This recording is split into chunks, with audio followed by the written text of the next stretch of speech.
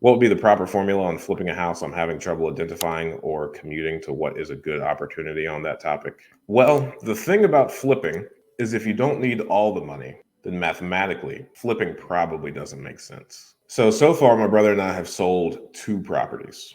And both of those, and we're trying to sell a third right now. And all three of these, the reason that we want to sell them extends beyond capital. So, two of them, the one that we're currently selling and the previous one that we sold, are because it is outside of the area that we prefer to concentrate in. It's kind of a distraction.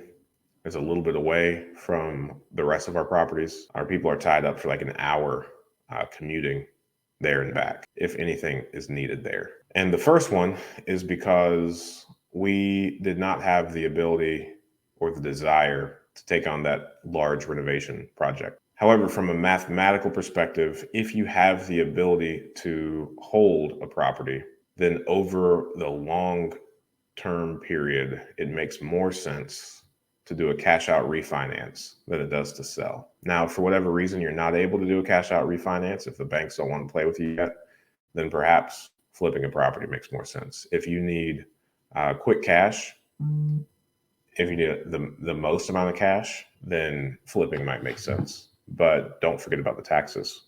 Thanks for watching that clip. I thought that was a good question. And I think you can ask good questions too. Join us every Friday morning at 8 a.m. Eastern Standard Time for a live stream Q&A where we answer plenty of questions just like this one.